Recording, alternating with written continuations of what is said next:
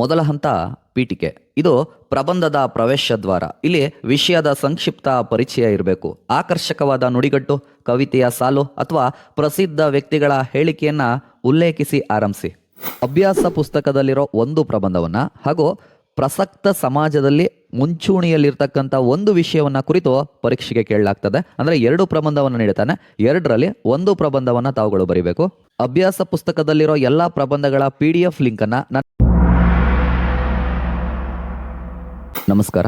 ಪ್ರಥಮ PUC ಪರೀಕ್ಷೆಗಳು ಈಗಾಗಲೇ ಸಮೀಪಿಸುತ್ತಿದೆ. ಕನ್ನಡ ವಿಷಯದಲ್ಲಿ ಪ್ರಬಂಧಗಳನ್ನ ಯಾವುದನ್ನ ಕೊಡ್ತಾರೆ ಎಂಬ ಗೊಂದಲ ಸಾಕಷ್ಟು ವಿದ್ಯಾರ್ಥಿಗಳಲ್ಲಿದೆ. ಹಾಗಾಗಿ ಈ ವಿಡಿಯೋದಲ್ಲಿ ಪ್ರಬಂಧ ಅಂದ್ರೇನು, ಅದನ್ನ ಹೇಗೆ ಬರಿಬೇಕು, ಯಾವ ಪ್ರಬಂಧಗಳನ್ನ ನೀಡ್ತಾನೆ ಎಂಬ ವಿವರಣೆ ಜೊತೆಗೆ ಅಭ್ಯಾಸ ಪುಸ್ತಕದಲ್ಲಿರೋ ಎಲ್ಲ ಪ್ರಬಂಧಗಳನ್ನ ನೀಡ್ತಿದ್ದೇನೆ. ಇದಿಷ್ಟು ಪ್ರಬಂಧಗಳಲ್ಲಿ ಒಂದು ಪ್ರಬಂಧ ತಮ್ಮ ಮುಖ್ಯ ಪರೀಕ್ಷೆಗೆ ಬರುತ್ತೆ. ಈ ಪ್ರಬಂಧಗಳ PDF ಕೂಡ ತಮಗೆ ಈ ವಿಡಿಯೋದ ಕೊನೆಯಲ್ಲಿ ಸಿಗುತ್ತೆ. ಪ್ರಬಂಧ ಅಂದರೆ ಒಂದು ನಿರ್ದಿಷ್ಟ ವಿಷಯದ ಬಗ್ಗೆ ನಮಗಿರೋ ಆಲೋಚನೆ, ಜ್ಞಾನ ಹಾಗೂ ಅನುಭವಗಳನ್ನ ಒಂದು ಕ್ರಮಬದ್ಧವಾದ ಚೌಕಟ್ಟಿನಲ್ಲಿ ಅಭಿವ್ಯಕ್ತಿಸುವ ಕ್ರಮ. ಮಕ್ಕಳ, ನೀವು ಪ್ರಬಂಧ ಬರೀಬೇಕಾದ್ರೆ ಈ 4 ಅಂಶಗಳನ್ನು ಗಮನದಲ್ಲಿಟ್ಕೊಳ್ಳಿ. ಮೊದಲನೇದು ವ್ಯವಸ್ಥಿತವಾದ ಜೋಡಣೆ. ನಮ್ಮ ಮನಸ್ಸಿಗೆ ಬಂದಂತೆ ಪ್ರಬಂಧಗಳನ್ನು ಬರೆಯೋ ಹಾಗಿಲ್ಲ.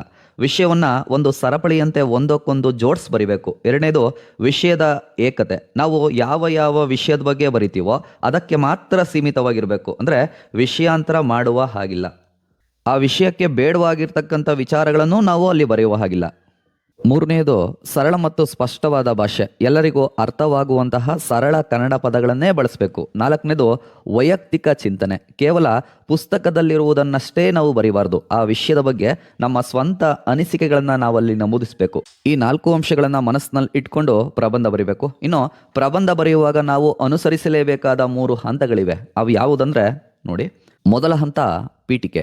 ಇದು ಪ್ರಬಂಧದ ಪ್ರವೇಶ ದ್ವಾರ. ಇಲ್ಲಿ ವಿಷಯದ ಸಂಕ್ಷಿಪ್ತ ಪರಿಚಯ ಇರಬೇಕು. ಆಕರ್ಷಕವಾದ ನುಡಿಗಟ್ಟು, ಕವಿತೆಯ ಸಾಲು ಅಥವಾ ಪ್ರಸಿದ್ಧ ವ್ಯಕ್ತಿಗಳ ಹೇಳಿಕೆಯನ್ನ ಉಲ್ಲೇಖಿಸಿ ಆರಂಭಿಸಿ. ಇನ್ನು 2ನೇ ಹಂತ ವಿಷಯ ನಿರೂಪಣೆ. ಇದು ಪ್ರಬಂಧದ ಒಡಲು. ಇಲ್ಲಿ ವಿಷಯವನ್ನ ವಿವರಣಾತ್ಮಕವಾಗಿ ವಿವರಿಸಿ ಬರಿಬೇಕು. ತಾವು ಪಾಯಿಂಟ್ಸ್ ರೂಪದಲ್ಲಿ ಬರಿಬೇಡಿ, ಚಿಕ್ಕ ಚಿಕ್ಕ ಪ್ಯಾರಗಳನ್ನ ಮಾಡ್ಕೊಂಡು ಬರೀರಿ. 3ನೇ ಹಾಗೂ ಕೊನೆಯ ಹಂತ ಉಪಸಂಹಾರ. ಇದು ಪ್ರಬಂಧದ ಮುಕ್ತಾಯದ ಹಂತ. ಇಲ್ಲಿ ನೀವು ಇದುವರೆಗೂ ಚರ್ಚಿಸಿರುವ ಒಟ್ಟು ಸಾರವನ್ನ ನಿಮ್ಮ ಅನಿಸಿಕೆಯ ಮೂಲಕ ಬರೆದು ಅದಕ್ಕೆ ಪರಿಹಾರ ಸೂಚಿಸಿ ಪ್ರಬಂಧವನ್ನ ಮುಕ್ತಾಯಗೊಳಿಸಬೇಕು. ಇದಿಷ್ಟು ಪ್ರಬಂಧದ ಹಂತಗಳಾದ್ರೆ, ಪ್ರಬಂಧವನ್ನ ಬರಿಬೇಕಾದ್ರೆ ಮಕ್ಕಳ ನೀವು ಈ ಕೆಳಗಿನ ಅಂಶಗಳನ್ನ ಗಮನದಲ್ಲಿ ಇಟ್ಕೊಳ್ಳೇಬೇಕು. ಮೊದಲನೇ ಅಂಶ ಏನು ಅಂತಂದ್ರೆ ಭಾಷಾ ಶುದ್ಧತೆ. ವ್ಯಾಕರಣ ದೋಷವಿಲ್ಲದಂತೆ, ಅಂದ್ರೆ ಅಕ್ಷರ ದೋಷ ಇಲ್ಲದಂತೆ ಸ್ಪಷ್ಟವಾದ ವಾಕ್ಯಗಳನ್ನ ಬಳಸಿ ಬರಿಬೇಕು. 2ನೇದು ಅಕ್ಷರಗಳನ್ನ ದುಂಡಾಗಿ ಬರಿಬೇಕು ಮತ್ತು ಹೆಚ್ಚು ಚಿತ್ ಮಾಡಬೇಡಿ. ಇನ್ನು 3ನೇದು ಆ ವಿಷಯಕ್ಕೆ ಸಂಬಂಧಪಟ್ಟಂತೆ ಇತ್ತೀಚಿನ ಉದಾಹರಣೆಗಳನ್ನ ಬರೀರಿ. ಉದಾಹರಣೆಗೆ ಭಯೋತ್ಪಾದನೆ ಅಂತ ಕೊಟ್ಟಿದ್ದಾನೆ ಅಂತ ಇಟ್ಕೊಳ್ಳಿ, ಅದಕ್ಕೆ ಪುಲ್ವಾಮಾ ದಾಳಿ ಹಾಗೂ ಇತ್ತೀಚೆಗೆ ಪ್ರವಾಸಿಗರ ಮೇಲೆ ದಾಳಿ ಆಯ್ತಲ್ಲ, ಈ ರೀತಿಯ ಅಂಶಗಳನ್ನ ಸೇರಿಸಿ. ಅವಾಗ ಪ್ರಬಂಧಕ್ಕೆ ಒಂದು ಒಳ್ಳೆ ತೂಕ ಬರುತ್ತೆ. ಇನ್ನು 4ನೇ ಅಂಶ, ಕೇವಲ ಪುಟಗಳನ್ನ ತುಂಬಿಸಬೇಡಿ, ಸರಿಯಾದ ವಿಷಯದೊಂದಿಗೆ ಬರೀರಿ. ಪ್ರಥಮ PUCಗೆ ಬರುವ ಪ್ರಬಂಧಗಳ PDF ಲಿಂಕ್ ಅನ್ನ ನೀಡ್ತೀನಿ. ಅದಕ್ಕೂ ಮುಂಚೆ ಇದೊಂದು ಪ್ರಬಂಧ ನೋಡ್ಬನ್ನಿ ಹೇಗೆ ಬರಿಬೇಕಂತ. ಪ್ರಬಂಧದ ಶೀರ್ಷಿಕೆ ವಿದ್ಯಾರ್ಥಿ ಜೀವನದಲ್ಲಿ ಶಿಸ್ತಿನ ಮಹತ್ವ. ಪೀಠಿಕೆ. ಶಿಸ್ತು ಇಲ್ಲದ ಜೀವನ ಚುಕ್ಕಾಣಿ ಇಲ್ಲದ ದೋಣಿಯಂತೆ. ಮಾನವನ ವ್ಯಕ್ತಿತ್ವ ರೂಪಿಸುವಲ್ಲಿ ಶಿಸ್ತು ಅತ್ಯಂತ ಪ್ರಮುಖವಾದದ್ದು. ಶಿಸ್ತು ಅಂದ್ರೆ ಕೇವಲ ನಿಯಮಗಳನ್ನ ಪಾಲಿಸುವುದಲ್ಲ, ಬದಲಾಗಿ ನಮ್ಮನ್ನ ನಾವು ನಿಯಂತ್ರಿಸಿಕೊಳ್ಳೋದು. ಅದರಲ್ಲಿಯೂ ವಿದ್ಯಾರ್ಥಿ ಹಂತದಲ್ಲಿ ಶಿಸ್ತು ಎಂಬುದು ಯಶಸ್ಸಿನ ಮೊದಲ ಮೆಟ್ಟಿಲಾಗಿದೆ. ಇದು ಮೊದಲನೇ ಹಂತ. ಇನ್ನು 2ನೇ ಹಂತ ವಿಷಯ ನಿರೂಪಣೆ. ವಿದ್ಯಾರ್ಥಿಯ ಜೀವನದಲ್ಲಿ ಶಿಸ್ತನ್ನು ನಾವು 2 ವಿಧಗಳಲ್ಲಿ ನೋಡಬಹುದು. ಮೊದಲನೇದು ವೈಯಕ್ತಿಕ ಶಿಸ್ತು, 2ನೇದು ಸಾಮಾಜಿಕ ಶಿಸ್ತು.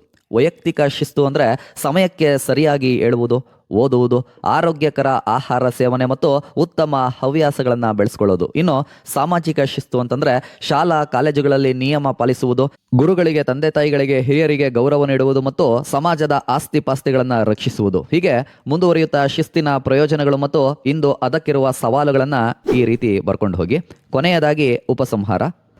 ಒಟ್ಟಾರೆಯಾಗಿ ಹೇಳೋದಾದ್ರೆ, ಶಿಸ್ತು ಎಂಬುದು ಯಾರಿಗೋ ಹೆದರಿ ಮಾಡೋ ಕೆಲಸ ಆಗಬಾರ್ದು. ಅದು ನಮ್ಮ ಒಳಗಿನಿಂದ ಬರಬೇಕು. ವಿದ್ಯಾರ್ಥಿ ಜೀವನದ ದೆಸೆಯಲ್ಲಿಯೇ ನಾವು ಇದನ್ನ ಬೆಳೆಸ್ಕೊಳ್ಬೇಕು. ಸಮಾಜದಲ್ಲಿ ಉತ್ತಮ ಪ್ರಜೆಯಾಗಲು ಹಾಗೂ ಅದೇ ರೀತಿ ಬಾಳಲು ಇದು ದಾರಿದೀಪವಾಗುತ್ತೆ. ಅದಕ್ಕೆ ಹಿರಿಯರು ಹೇಳಿರೋದು ಶಿಸ್ತಿನ ಜೀವನ ಶ್ರೇಷ್ಠ ಜೀವನ ಅಂತ.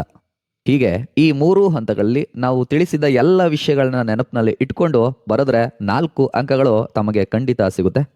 ಮಕ್ಕಳ, ನಿಮಗೆ ಪರೀಕ್ಷೆಗೆ ಯಾವ ಪ್ರಬಂಧವನ್ನ ಕೇಳ್ತಾನೆ ಅಂತಂದ್ರೆ ಅಭ್ಯಾಸ ಪುಸ್ತಕದಲ್ಲಿರೋ ಒಂದು ಪ್ರಬಂಧವನ್ನ ಹಾಗೂ ಪ್ರಸಕ್ತ ಸಮಾಜದಲ್ಲಿ ಮುಂಚೂಣಿಯಲ್ಲಿರ್ತಕ್ಕಂಥ ಒಂದು ವಿಷಯವನ್ನ ಕುರಿತು ಪರೀಕ್ಷೆಗೆ ಕೇಳಲಾಗ್ತದೆ. ಅಂದ್ರೆ 2 ಪ್ರಬಂಧವನ್ನು ನೀಡುತ್ತಾನೆ, 2ರಲ್ಲಿ 1 ಪ್ರಬಂಧವನ್ನ ತಾವುಗಳು ಬರೀಬೇಕು. ಅಭ್ಯಾಸ ಪುಸ್ತಕದಲ್ಲಿರೋ ಎಲ್ಲಾ ಪ್ರಬಂಧಗಳ PDF ಲಿಂಕ್ ಅನ್ನ ನನ್ನ ಚಾನೆಲ್ನ ಡಿಸ್ಕ್ರಿಪ್ಷನ್ ಮತ್ತು ಕಾಮೆಂಟ್ ಬಾಕ್ಸ್ ನಲ್ಲಿ ಹಾಕಿರ್ತೀನಿ. ಬೇಕಾದಂತವರು ಅದನ್ನ ಬಳಸ್ಕೊಳ್ಳಿ. ತಮ್ಮ ಪ್ರಥಮ PUC ಪರೀಕ್ಷೆಗೆ ಶುಭವಾಗಲಿ. ಇದೇ ರೀತಿಯ ಮಾಹಿತಿಗಳು ಮತ್ತು ಸಿನಿ ರೂಪದಲ್ಲಿ ಪದ್ಯ ಮತ್ತು ಗದ್ಯದ ಸಾರಾಂಶ ಬೇಕು ಅಂದ್ರೆ ನಮ್ಮ ಚಾನೆಲ್ನ ಸಬ್ಸ್ಕ್ರೈಬ್ ಮಾಡ್ಕೊಳ್ಳಿ. ಹೊಸ ವಿಡಿಯೋದ ನೋಟಿಫಿಕೇಶನ್ಗಾಗಿ ಪಕ್ಕದ ಗಂಟೆ ಗುರುತನ್ನು ಒತ್ತಿ. ಶುಭವಾಗಲಿ. ನಮಸ್ಕಾರ.